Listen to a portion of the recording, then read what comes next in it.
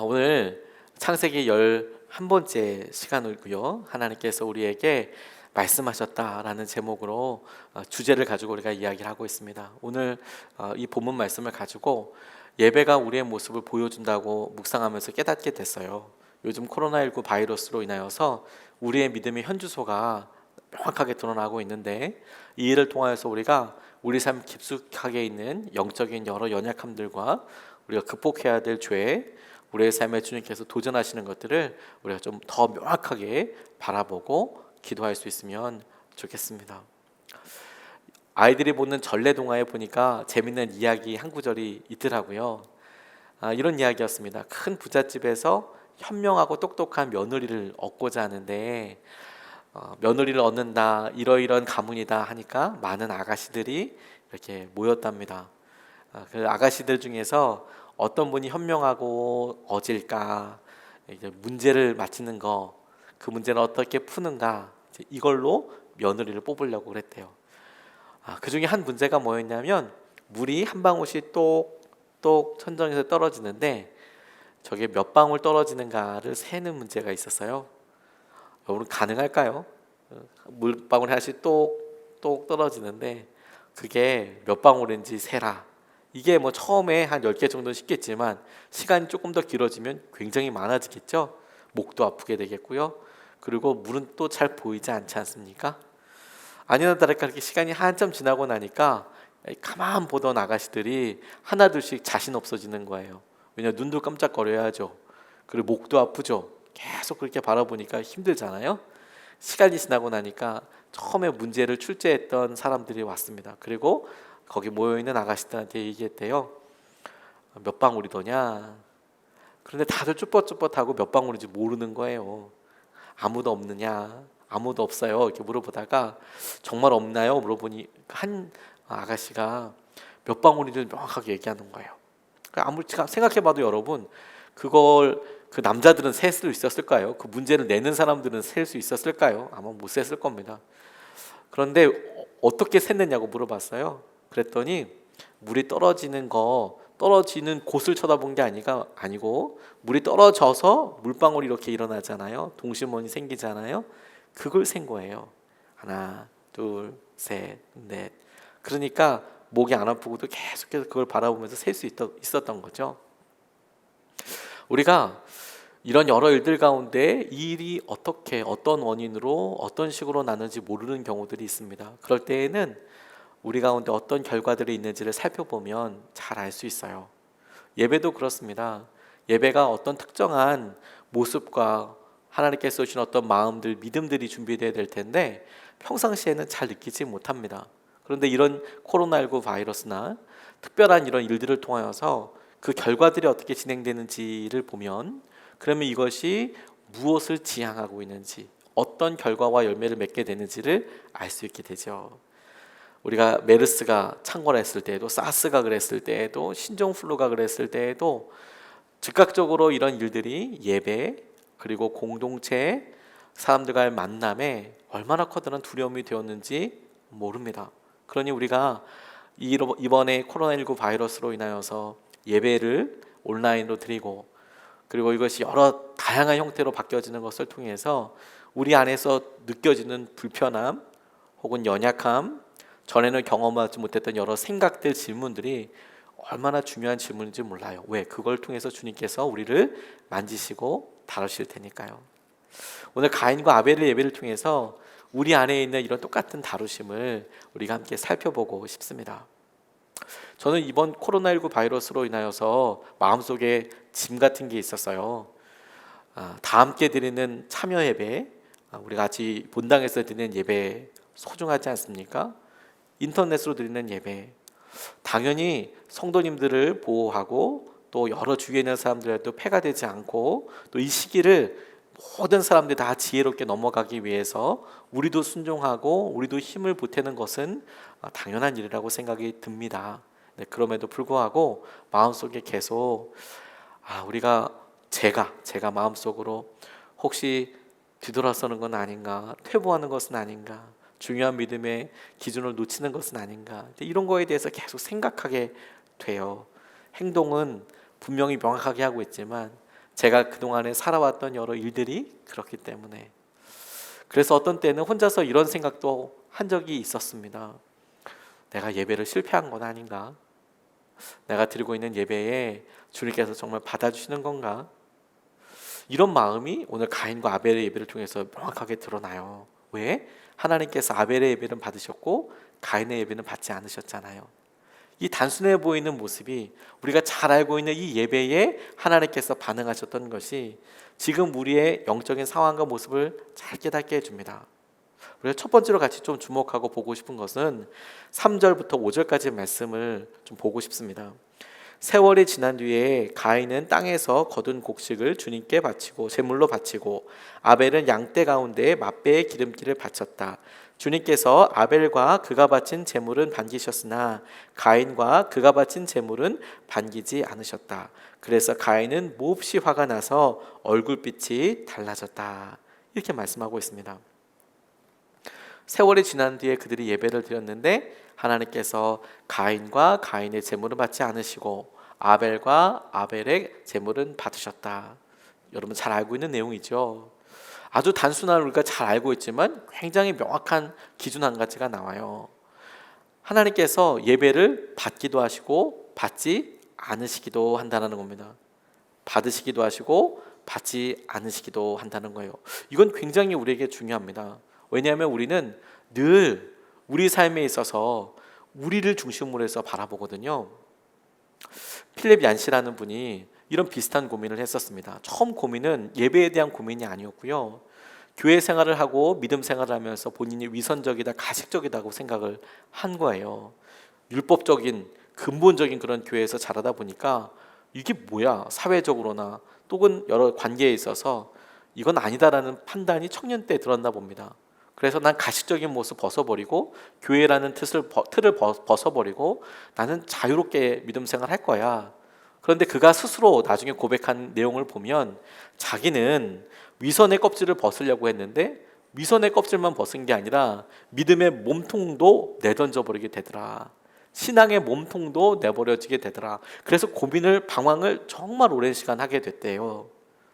그리고 그런 고난과 방황이 끝나갈 즈음에 돌아오게 된 계기가 뭐냐면 예배였답니다. 필립 얀시가 예배를 통해서. 그리고 그 예배의 통로가 되었던 것이 키에르케고르라는 사람이 예배에 대해서 이야기했던 내용이 그의 마음속에 쿵 와서 닿았대요. 우리는 보통 우리가 예배의 관객이라고 생각을 해요. 근데 키에르케고르는 전혀 다른 이야기를 합니다. 여러분 지금 한번 보세요.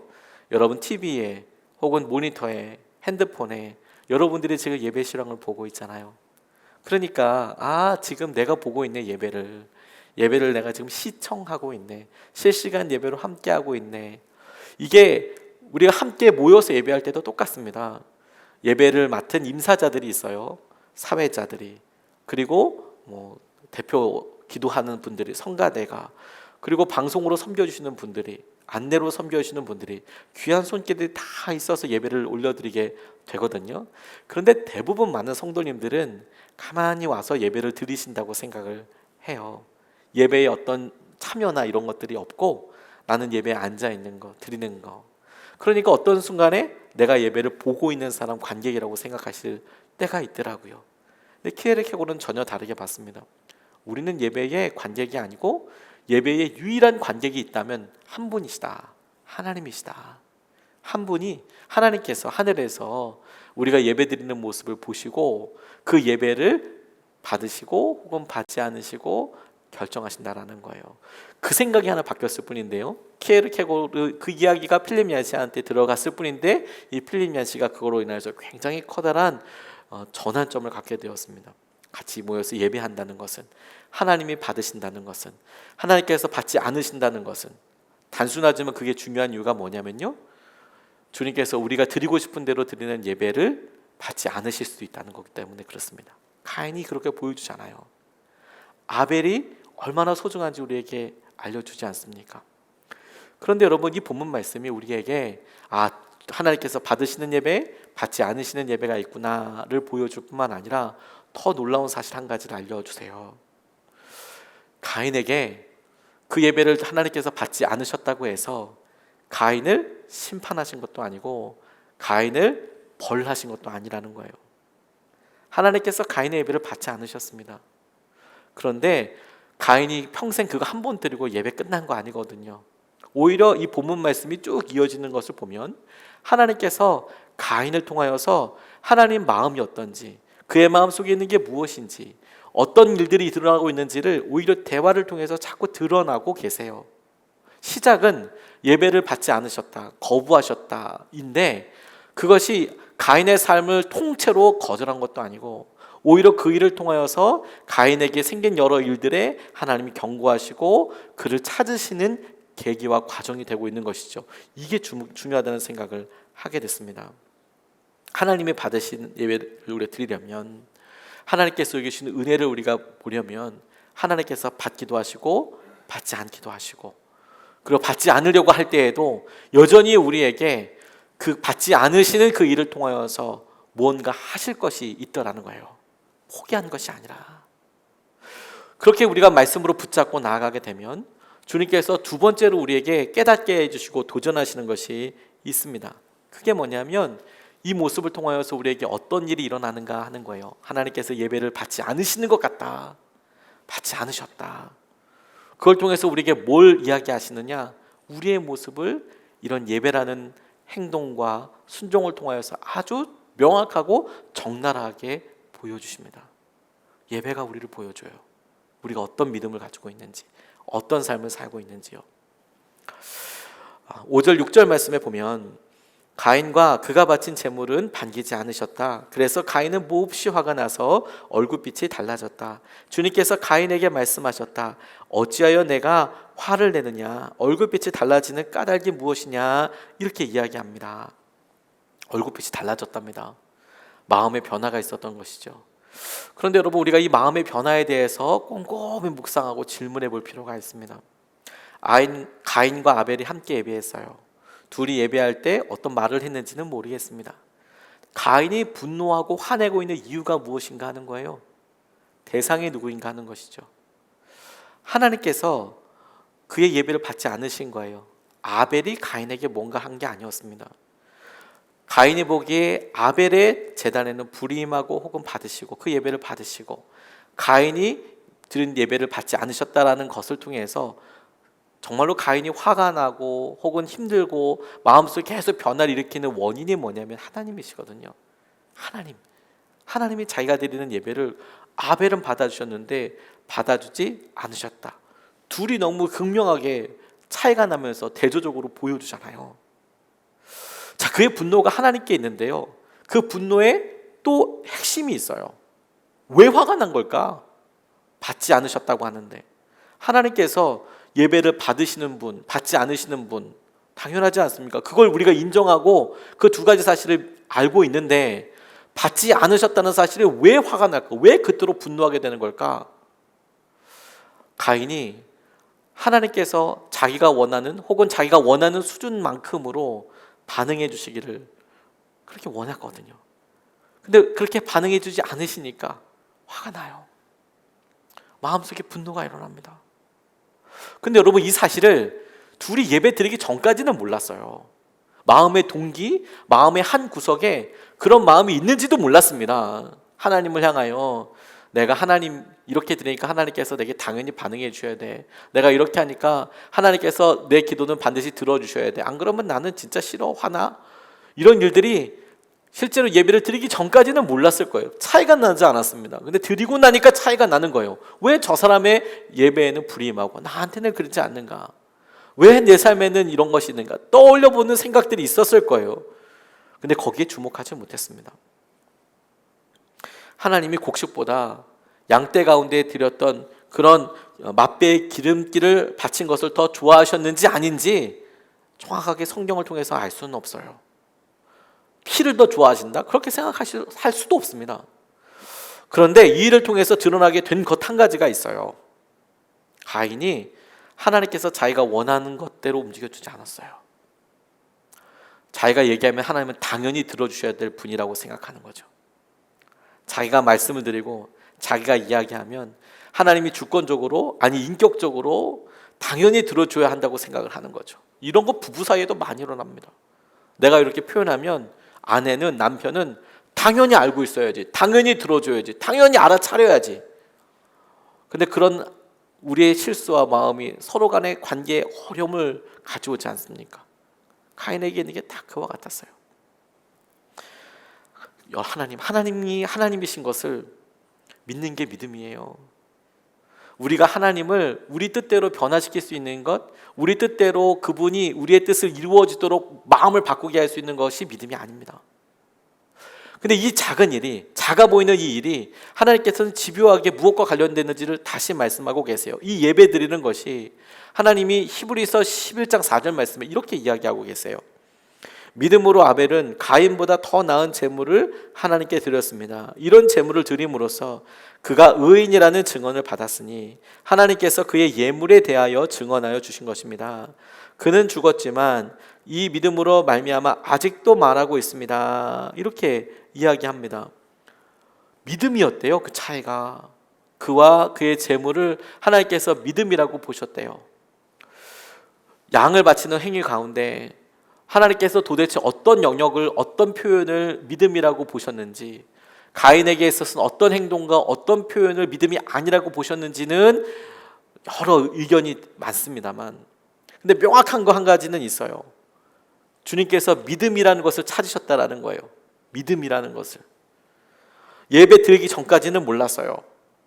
근데 드리고 나니까 뭐가 차이였냐? 더없이 드러난 핵심이 뭐였느냐? 믿음이었다라는 거죠. 믿음이 함께 드려지느냐, 그렇지 않느냐. 이건 우리에게 굉장히 중요한 역할을 합니다. 코로나19 바이러스로 인하여서 백신이 빨리 개발되기를 전 세계가 바라고 있습니다. 근데 이 바로 전에는 진단 키트 때문에 우리가 굉장히 많은 기도를 했었습니다. 이게 코로나인지 아닌지 알아야 치료를 하잖아요. 그 자체를 모르니까요. 무언가 내 삶을 볼 수 있고 진단할 수 있다는 것은 얼마나 중요한지 모릅니다. 저희들이 2년에 한 번씩 건강검진을 할 때도요, 우리가 평소에는 잘 볼 수 없는 것을 건강검진을 하면 안에 의료기구를 넣어서 확인하기도 하고요, 여러 장비를 통해서 안의 모습을 찍기도 하고요, 다 확인을 하죠. 진단을 합니다. 그래야지 우리 몸의 연약함을 알죠. 그래서 이게 너무너무 중요한 거죠. 예배가 우리의 삶의 모습과 믿음을 명확하게 보여줘요. 우리가 어디까지 주님을 믿고 있는지, 어떻게 하나님 앞에 나아가고 있는지. 어느 전도사님이 군대에 있을 때 이야기를 하셨습니다. 이분이 군대에 처음 들어갔을 때 2009년 한참 신종플루가 창궐할 때 군대를 들어가셨대요. 그런데 군대 들어가기 전에 일주일 전에 일본에 갔다 오셨대요. 일본에 갔다 왔는 것 때문에 들어가자마자 따로 격리 수용 시설에 들어가게 됐답니다. 군대에 들어가자마자 훈련소에서 해외에 갔다 왔으니까 여러 다른 병사들한테 전염이 될 수도 있잖아요. 그 병이 신종플루가 있는지 없는지는 모르지만 혹시나 모르니까 격리 수용 시설에 들어가서 하게 됐대요. 그래서 거기서 같이 이렇게 있는데 첫 번째 주일을 맞이하게 됐답니다. 그런데 중대장에 들어오더니 전혀 예상하지 못했던 말을 하더래요. 격리 수용 시설에 있는 사람들은 예배를 드릴 수 없다라고 이야기를 하더래요. 이게 당연할 수도 있습니다. 왜냐하면 병이 아직 확진이 된 게 아니잖아요. 한 2주 정도 지켜봐야 이게 무슨 병인지, 있는지 없는지, 들어갈 수 있는지를 확인할 거 아닙니까? 그러니까 예배 드리는 곳은 다 같이 모이는데 어떤지 모르는 그런 사병을 보낼 수는 없죠. 그래서 당연히 막아야죠. 그런데 이 전사님은 그게 너무너무 마음이 어려우시더래요. 그러면서 중대장이 물어보더래요. 이런 데도 꼭 예배 드려야 될 사람. 그랬더니 몇몇 사람들이 손을 들더랍니다. 주일날 예배 드리고 싶다고, 종교활동하고 싶다고. 그랬더니 정말 진지하고 정말 엄숙하고 그 특별한 그런 눈빛이 있습니다. 장교분들이 사람들한테 이렇게 뭔가를 요구할 때 진짜 꼭 예배 드려야겠냐? 잘 생각해봐라. 진짜 꼭 예배 드려야겠냐? 막 얘기하니까 손들이 다 내려가더래요. 그래서 나중에 전도사 혼자 남더랍니다. 그러니까 아무리 눈빛을 좋아도 전도사님이 굽히지 않을 것 같으니까 그래? 알았다고. 그래서 나중에는 전도사님 혼자서 중대장 방에 가서 예배를 드리라고 했대요. 교회를 보내줄 수는 없으니까 교회를 가면 혹시라도 전염할 수 있으니까 그래, 교회는 못 가고 너 혼자서 예배해라. 근데 그 시간 예배드리라고 그러면서 중대장 방으로 이렇게 들어갔는데 들어가자마자 무릎 꿇는데 그렇게 기도가 눈물이 나더래요. 혼자 찬양하고요. 누가 설교해 주는 사람이 어디 있습니까? 말씀 혼자 보고 1시간 반 정도 예배드리는데 그렇게 충만할 수가 없더래요. 그렇게 충만할 수가 없더래요. 그런 예배를 경험하고 나니까 군생활 내내 그 예배가 굉장히 커다란 믿음의 도전이 됐고 기준이 됐답니다. 그런데 이번에 코로나19 바이러스로 인하여서 그때 그 생각이 나더래요. 하나님께서 장소와 형편과 상관없이 얼마나 그 고백과 마음을 받으시드냐, 이게 얼마나 중요한 건가, 그렇게 깨닫게 되고 나서 그 글을 올렸답니다. 그런데 그 댓글 중에서 임현수 목사님이라는 분이 그 전도사님의 글에 댓글을 남겨주셨대요. 이렇게 남겨주셨대요. 전도사님 공감합니다. 때론 그런 경험이 믿음을 더 강하게 하지요. 저도 134번 혼자 예배 드리며 주님께 더 나아갈 수 있었습니다. 은밀한 중에 보시는 아버지께서 갚으시리라, 이렇게 나와 있는 거예요. 이 이면수 목사님 2년 7개월 동안 북한에서 계시다가 나오셨잖아요. 혼자서 예배 드리셔야 했거든요. 근데 혼자서 드렸던 그 예배가 믿음을 더 강하게 하더라. 더 강하게 하더라. 우리가 정말 믿음의 어느 수준에 있는지 명확하게 보여주더라. 우리의 믿음을 보게 하고 깨닫게 하는 척도가 엄청난 물론 시험과 힘든 일만 있는 것은 아니에요. 오히려 여러분, 우리가 지금 예배드리는 상황에 다 그렇습니다. 우리의 믿음이 적나라하게 드러납니다. 우리의 믿음이요, 드러나는 것이 힘들고 어려운 상황들만 있는 게 아니에요. 오히려 여러분, 우리가 예배드리면서 TV 앞에서 그 1시간, 1시간 반 그냥 가만히 머물러 있는 게 얼마나 어렵습니까? 전화도 올 수도 있고요. 그리고 아이들이 물 먹는다 왔다 갔다 하기도 하고요. 우리 스스로도 여러분, 이 시간에 예배하기 위해서 준비할 때 아주 사소한 것들이 힘들게 하잖아요. 하다못해 화장실 가야 될 거, 하다못해 지금 식사 준비하시면서 밥이 저거 됐는지, 찌개는 지금 잘 되고 있는지, 그런 고민들이 예배에 집중하지 못하게 합니다.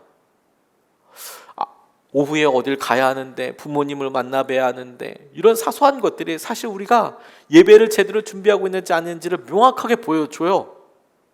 그게 우리의 삶에 굉장히 중요한 기준이 됩니다. 주님이 그런 걸 보여주세요. 제가 부끄럽지만 이런 과거가 있어요. 선한목자교회에서 부교육자 사역을 할 때 새벽기도 가는 게 쉽지가 않았어요. 주로 청년 사역하고 밤늦게까지 뭐 하고 그러다 보면 새벽에 일어나는 거 만만치 않았거든요.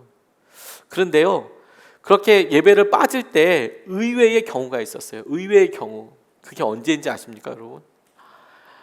머리가 떴을 때요. 머리가 떴을 때. 자고 나면 머리가 뜨는 경우들이 저는 많이 있거든요. 그런데 여러분, 제가 목사인데도 아침에 일찍 일어나서 새벽 예배 같이 가야 됐는데 머리를 감으면 되잖아요. 근데 머리를 감기 싫은 날도 있더라고요. 춥고 그러면 어차피 아침에 출근해야 되는데 그런 생각도 들고. 그러니까 임사를 맡았을 때는 상관이 없는데 임사를 맡지 않았을 때는 이거 어떡하나 이런 생각이 들다가 머리가 뜨면 예배를 못 나가겠는 거예요. 왜? 저희가 선한목자교회는 새벽 예배 드리는 곳에 가면 엘리베이터를 타고 가야 되거든요. 거기서 너무 많은 분들이 인사를 하시는 거예요. 근데 저는 준비가 안 돼 있잖아요. 그러니까 처음에는 그게 마음의 부담이었는데 나중에 그것 때문에 예배를 안 나가게 되는 날도 있더라고요. 또 제가 가는 시간이 좀 일찍 갔거든요. 그거 한 5분만 늦어도 엄청 사람들이 많이 만나요. 사실 만나면 좋은 거 아닙니까? 그런데 오히려 그것 때문에 예배를 못 나가게 되더라고요. 그때는 몰랐습니다. 그게 제가 누구를 의식하고 있는지, 예배를 주님 때문에, 기도를 주님에게 하고 있는지, 아니면 사람을 보고 사람 때문에 뭔가를 하고 있는지 몰랐어요. 작은 것들입니다. 근데 그런 예배들이 우리를 보여줘요. 우리의 삶의 중심들을 알게 합니다. 그런데 이렇게 주님께서 우리를 보여주신 다음에 우리에게 영적으로 도전하시는 것이 있어요. 말씀하시는 것이 있습니다. 우리의 모습을 보여주는 것에서 끝나지 않고요, 그 모습을 통해서 뭔가를 깨닫게 하시고 뭔가를 변화하게 하시고 뭔가를 결단하게 하시는 겁니다. 저희는 가인에게도 그렇게 하셨을 거라고 믿어요. 가인이 한 번 드린 그 예배를 통해서 넌 실패자야, 넌 영원히 나한테 예배 못 드릴 거야, 그렇게 얘기하지 않으시고 하나님께서 가인에게 이렇게 말씀하셨습니다. 7절 말씀을 보면 네가 올바른 일을 하였다면 어찌하여 얼굴빛이 달라지느냐. 내가 올바르지 못한 일을 하였으니 죄가 너의 문에 도사리고 앉아서 너를 지배하려고 한다. 너는 그 죄를 잘 다스려야 한다라고 이야기하셨어요. 아담이 죄 지을 때 하나님 간섭하지 않으셨어요. 하와가 죄 지을 때 하나님 간섭하지 않으셨어요. 그 순간에 가인 안에 있는 변화를 하나님이 하셨어요. 근데 가인에게는 오셔서 말씀하셨어요. 너 옳은 일 하였으면 어떻게 네가 마음이 그렇겠냐. 너 죄를 다스려야 한다, 이렇게 말씀하고 계세요. 이게 보통 은혜인가요, 여러분? 그가 예배를 드렸습니다. 당연히 예배는 신령과 진정으로 정성을 다해서 드리죠. 드려야만 합니다. 그게 옳습니다. 그렇게 해야만 합니다. 그런데 여러분, 가인의 삶에 있어서 자기가 드릴 때는 몰랐다니까요. 가인도 일부러 널널하게 드리고 싶은 이런 생각은 없었을 거예요. 드리고 나니까 결과가 하나님께서 받지 않으셨네, 이걸 알았어요. 오히려 가인에겐 이게 굉장히 행운이었습니다. 저희들은 모르지 않습니까? 우리가 간절히 드린 예배가 하나님 받으셨는지 받지 않으셨는지. 근데 코로나19 바이러스로 인하여서 우리가 이런 일들에 대해서 생각할 수 있는 여러 질문들을 얻게 됐어요. 그리고 스스로 깨닫게 됩니다. 이거 지금 주님께서 받으셨을까? 하나님께서 가인의 삶을 보시면서 올바르지 못한 일, 올바른 일에 대해서 이야기하고 계세요. 하나님이 가인의 어떤 모습을 보고 올바르지 못한 일이라고 하셨고 아벨의 어떤 모습을 보고 올바른 일이라고 하셨는지는 성경에 나와 있지는 않습니다만, 적어도 가인이 하나님과 대화할 때 하나님께서 네가 올바르지 못한 일을 하였다라는 것에 대해서 가인은 알았을 거예요. 그러면서 하나님께서 그에게 말씀하시는 거죠. 집요하게 가인에게 경고하십니다. 이 경고가 심판입니까? 아닙니다. 이렇게 경고하시는 것을 어떻게 심판이라고 할 수 있어요? 네가 이 예배를 통해서 돌이켜야 할 것이다 라고. 가인에게 그거 한 번 예배 드리려고 하나님께서 이렇게 얘기하시는 거 아닐 거라고요. 이게 벌입니까? 아닙니다. 오히려 하나님 지금 그에게 찾아오셔서 기가 막힌 은혜로 이끌고 계시잖아요. 그의 불편함, 그의 마음의 변화, 그의 삶의 연약함을 드러나게 하신 다음에 그걸 고치라고 말씀하시는 거 아니에요. 코로나19 바이러스로 인해서 우리에게 그거 알려주시는 거 아니겠습니까? 우리에게 예배를 드려보니 아이들과 함께 교회에 왔을 때에는 비교적 우리가 아이들과 떨어져 있으니까 어떻게 예배드리는지 잘 몰라요. 그런데 여러분, 이 아이들 데리고 1시간, 1시간 반 예배 드리는 게 이게 엄청 어렵죠.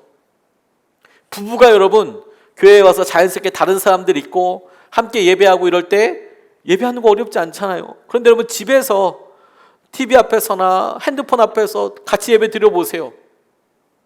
영적인 어려움이 있죠. 이런 것들이 여러분 우리의 삶에 드러나게 하시는 것이 완성이 아니에요. 그래서 예배를 드리고 나니 막 속상한 거예요. 내가 왜 내 원대로 아이들이 혹은 부모님이 혹은 남편이 혹은 아내가 왜 이렇게 따라주지 못할까? 이 예배는 실패했어. 이 예배는 아니야. 그렇게 안 드렸으면 제일 좋지만 그랬다고 생각된다고 해서 끝난 게 아니에요. 왜? 그 일을 통해서 주님께서 우리에게 집요하게 묻고 계시거든요. 하나님이 받으시는 예배란. 그리고 그것이 우리에게 계기가 됩니다. 하나님께서 가인에게 경고하시는 내용은 명확했습니다. 죄를 다스리는 자가 되라. 죄를 다스리는 자가 되라. 어떻게 하면 죄를 다스리게 될 수 있을까요? 가인은 불행히도 실패했습니다. 너 죄를 다스려라 라고 하나님께서 말씀하셨지만 가인은 다스리지 못했습니다. 그래서 바로 이어지는 대목들을 보면 그가 너무 안타까운 범죄를 하는 것을 보게 됩니다. 그런데 하나님께서 이와 같은 예배로 인하여서 하나님이 죄를 다스리는 것, 죄에 대해서 어떻게 이길 수 있는지를 다른 성경 본문에서 이야기하신 대목이 있어요. 사무엘상 15장 22절 말씀입니다. 사무엘이 나무랐다. 주님께서 어느 것을 더 좋아하시겠습니까? 주님의 말씀에 순종하는 것이겠습니까? 아니면 번제나 화목제를 드리는 것이겠습니까? 잘 들으십시오. 순종이 제사보다 낫고 말씀을 따르는 것이 수량의 기름보다 낫습니다. 사울이 예배 드렸어요. 예배는 당연히 하나님께 드린 거였죠. 바알에게 드린 거 아니었습니다. 백성들과 함께 드렸어요. 그런데 그 예배가 자기가 원하는 시간이 있었어요. 그리고 자기가 원하는 효과도 있었습니다. 백성이 흩어지려고 하고 있었거든요. 그래서 자기가 예배를 드렸어요. 근데 그 모든 것들을 보고 사무엘이 늦게 와서 이야기하는 겁니다. 하나님 뭘 좋아하시겠냐? 제사 좋아하시겠냐? 하나님을 위해서 드렸다며 제물은 좋은 것 드렸겠죠. 근데 하나님은 그것보다 순종을 요구하시더라. 죄를 이길 수 있는 방법, 하나님께서 우리가 예배를 드리고 그 예배에 믿음이 없는 것을 옳지 못한 행동이라고 보시고 그 일이 믿음이 없는 거라고 보실 때에 그러면 거꾸로 어떻게 하면 믿음을 드리는 예배가 되고 어떻게 하면 이것을 순전하게 올려드릴 수 있을까 질문해 보자마자 주님께서 깨닫게 해주신 것이 그게 순종이라고 말씀하시는 거예요. 우리 삶의 연약함이 드러나는 것에 대해서 그게 우리가 극복해야 될 연약함이고 심지어 죄이기도 하고 심지어 그것을 다스릴 수 있도록 하나님께서 우리를 붙잡아 주시는 거예요. 쉰들러 리스트라는 영화가 유명합니다. 근데 실제로 이 쉰들러 리스트의 주인공인 쉰들러는 영화에 나오는 후반부에 나오는 그 모습대로 모든 삶을 살았던 것은 아니랍니다. 쉰들러는 실제로는 굉장히 이렇게 스캔들도 많고 방탕하고 그리고 그런 그냥 사업가였대요. 뇌물도 잘 주고 실제로 그는 독일 나치의 군수품을 납부하기도 이렇게 판매하기도 했었습니다. 그게 그 사람이 돈을 버는 수단이었어요. 결코 좋은 사람이라고 볼 수 없다고 하는 사람들도 있겠지요.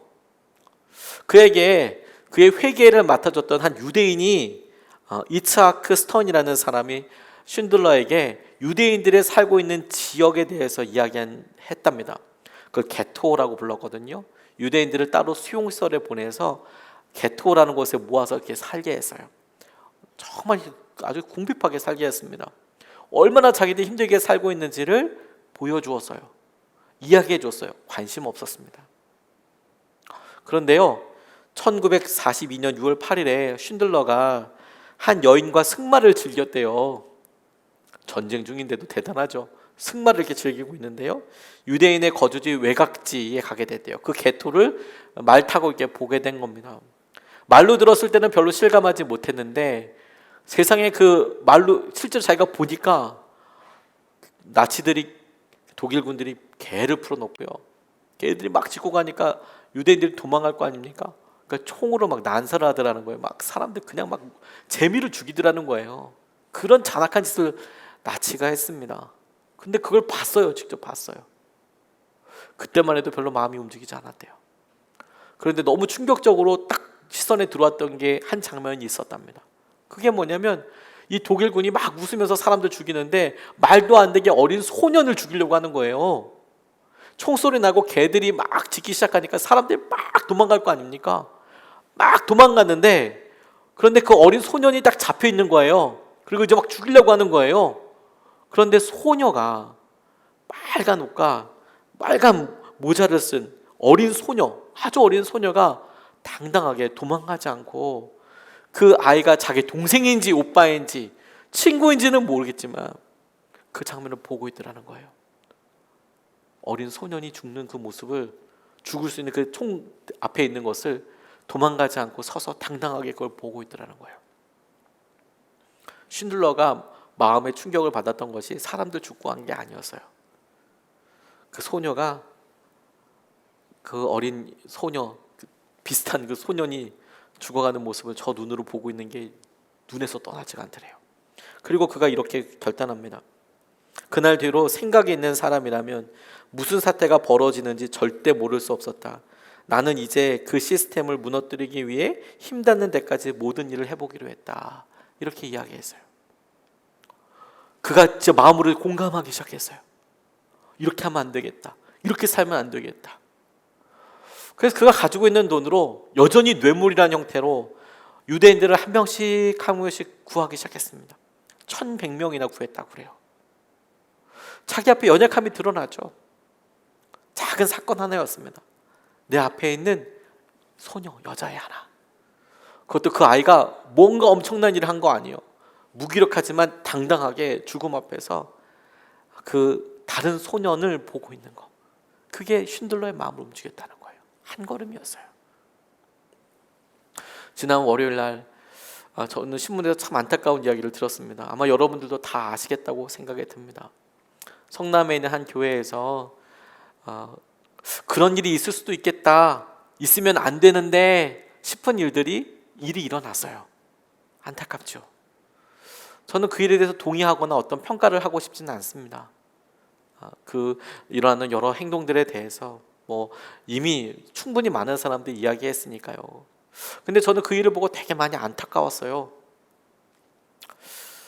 저희 교회는 실시간으로 예배를 드릴 수 있죠. 그래서 저와 여러분들 지금 이렇게 만나고 있는 거 아니겠습니까? 하지만 이거 그냥 예배 드리는 것은 아니에요. 새벽에 수요, 금요, 특별히 주일에는 여러분 시각에는 보이지 않지만 참 귀한 분들이 오셔서 같이 예배를 섬겨주고 계세요. 저 혼자서는 예배 못 드립니다. 같이 섬겨주시는 정말 귀하신 스태프들이 있어요. 손길들이 있습니다. 그래서 예배를 드리거든요. 저희 교회는 형편이 아주 나은 거죠. 정말 많이 나은 거죠. 그런데 문득 그런 생각이 들었어요. 저희 지방에도 이런 분들이 많이 있을 텐데. 저희 예수님의 사람들 교회는 광주 동지방이라는 곳에 속해 있어요. 우리 동지방에는 37개의 감리교회가 있습니다. 다 형편이 그만합니다. 그런데 서로 이야기는 하지만 소식은 전하지만 물어볼 일은 없지 않습니까? 그런데 은혜 그런 생각하면 갈망하게 되면서 그 교회를 생각하게 되면서 혹시나 몰라서 우리 운영위원분들과 먼저 제 마음을 나눴습니다. 혹시 우리 지방에 실시간 예배를 못 드리시는 분들이 있으실 것 같기도 한데 한번 우리가 도움을 드려보면 어떻겠습니까? 아주 저렴한 가성비로만 해서 저렴하지만 당장 실시간 예배를 드리실 수 있도록만 도와드릴 수 있도록 그렇게 만들어서 해보면 좀 어떨까요? 그리고 그런 내용을 집사님과도 나눴어요. 그러면 어떨까요? 너무 흔쾌히 그렇게 하자고. 운영위원분들도 너무 흔쾌히 그렇게 하자고. 전 한 10교회나 될까요? 10교회 정도 되지 않을까? 37개 교회니까요. 한 10교회 정도 되지 않을까? 근데 너무 깜짝 놀랐어요. 제가 아주 조심스럽게 그렇게 섬겨도 도와드려도 될까요? 댓글을 남겨주세요. 문자를 보내주세요. 그랬더니 참 많은 분들이 제게 문자를 주셨더라고요. 전체로는 17분이에요. 10명을 예상했는데요. 저희 지방에 37개 교회 중에서 17교회가 우리가 같이 좀 그런 정보들과 도움을 받고 싶다고 이야기하시더라고요. 나이들이 연배가 좀 있으신 목사님들이요, 제가 올린 그런 걸 보고 감사합니다 이렇게 써놓으셨더라고요. 저는 감사합니다가 그냥 감사하다는 이야기만 들었어요. 신청합니다 라고 쓰신 분들만 저는 셌거든요. 그런데 우리가 그걸 알려드리고 함께 이렇게 설치해드리는 시간에 손잡고 다들 나오셨어요. 그래서 17분이나 됐어요. 근데 그런 이야기를 듣고 되게 마음이 안타까웠습니다. 저는 우리 교회가 괜찮으니까 괜찮지. 그리고 다른 교회는 왜 저거 못하나. 저에게 굉장히 많은 그런 문서들이 내려옵니다. 공문이 내려옵니다. 교회에서 예배드리지 말아달라고. 저는 그게 당연한 이야기라고 싶어요. 그거에 대해서 어떤 평가를 하고 싶지 않습니다. 당연히 나라를 다스리시는 분들에게는 그와 같은 생각이 있고 교회는 마땅히 거기에 대해서 따라야 한다고 생각이 듭니다. 그런데 우리가 조금 더 그런 여러 일들을 하면서, 그렇다면 우리가 거기 순종하면서 할 수 있는 최대한의 것들은 무엇이고 다른 교회를 도울 수 있는 일은 없을까? 이런 질문들을 했었어야 한다는 생각이 그때서야 들었어요. 그래서 우리 좋다고, 우리는 잘됐다 싶어서 드리는 실시간 예배를 하나님은 어떻게 보셨을까? 다른 어려운 교회들 혹은 이런 관련된 아주 좋은 집사님이 혹은 여러 성도님들이 없는 교회에서는 어떻게 할 수 없는 이런 상황이 된 것 같을 때 무슨 생각하셨을까? 그 예배를 받으시면서 주님은 어떠셨을까? 저 그때 대서야 생각이 되더라고요. 이런 이야기를 수요일 날 유기성 목사님 오셨을 때 나눴습니다. 목사님 생각보다 예배를 그렇게 못 드리시는 분들이 참 많으시더라고요. 선화목자교회에서 이번 코로나19로 인해서 참 많은 교회에 선한 일을 많이 하셨거든요. 그런데도 유 목사님이 제 이야기를 듣자마자 바로 저에게 말씀해 주시더라고요. 그거 재정은 선한 목적에서 될 테니까 예수 믿는 사람들 교회 이름으로 하세요. 몇 교회예요? 15교회입니다. 17교회입니다. 이렇게 말씀을 드렸더니 하시라고. 근데 저희는 이런 축복의 기회를 놓칠 수는 없잖아요. 운영위원분들과 이야기를 했는데, 그래서 다시 운영위원분들과 이야기했습니다. 선한 목적에서 이런 일을 주셨는데 우리가 이 17개, 15개 섬길 수 있는 것을 우리 다른 교회들 섬기면 어떻겠습니까? 당장 주신 지혜가 없어서 그냥 페이스북에 한번 올려봤어요. 제 페이스북에 혹시나 저희 교회에서 이러이러한 실시간 방송을 할 수 있는 아주 저렴한 세트를 마련했는데 혹시나 이런 정보 그리고 지혜가 필요하신 분들, 혹시 이런 도움이 필요하신 분들이 있다면 제게 저희 교회에게 이야기해 달라고 저희가 15분 섬기고 싶다고 그렇게 올려드렸어요. 다들 페이스북을 하실 정도면 어느 정도 하실 분들이라고 생각도 들지만, 근데 제가 너무 깜짝 놀랐습니다. 그렇게 올려드리고 1시간 딱 지났는데 15교회가 다 차더라고요. 그리고 제게 막 겹쳐져서 문자도 오고 이렇게 하다 보니까 총 저희가 18교회를 섬기게 되더라고요. 너무 감사하죠. 너무 감사하죠. 그리고 너무 마음이 아팠습니다. 하나님께서 우리에게 작은 일들을 이야기해 주세요. 우리의 불편함, 우리의 연약함. 우리는 어떤 교회가 어떤 연약함이 드러났다고 하면 비난하고 비판하기 참 쉽습니다. 사람들의 눈과 똑같이 우리도 비판하죠. 비난하죠. 그런데 그 가운데 우리의 연약함이 똑같이 드러나요. 그래서 주님께서 우리에게 선한 일을 이끌어 가시고 우리에게 그럼 어떻게 살릴지, 어떻게 보게 하실지에 대해서 더 놀랍게 이끌어 가기를 원하세요. 그걸 하기 원하시잖아요. 전 여러분 한번 도전해 드리고 싶어요. 혹시 여러분 조금 늦긴 했지만 이런 일에 있어서 다른 교회, 어려운 교회에 예배 드리는 것을 섬기고 싶다면 나눔 헌금이라고 하셔서 헌금해 주셔도 좋을 것 같습니다. 같이 그럼 또 섬길 수 있으면 너무 좋겠다고 싶어요. 우리가 기회가 자주 오는 게 아닙니다. 근데 그 작은 일들을 하나님께서 하신 놀라운 은혜를 이루어 나가세요. 1913년 미국 일리노이에서 스완슨 목사님이 태어나셨습니다. 어렸을 때부터 전도자로서 복음을 전하는 삶을 사셨대요. 그런데 이분이 1930년에 우리나라 대한민국에 오게 되셨대요. 와서 호텔에 머물면서 이렇게 보는데 아침에 큰 덤프트럭이, 군용 덤프트럭이 가면서 무슨 가마니 같은 걸 막 이렇게 많이 실트래요. 던져서 뭐 쓰레기인가 보다 그렇게 생각을 했대요. 근데 그 다음 날에도 큰 덤프가 와가지고 또 그렇게 뭘 실트라는 거예요.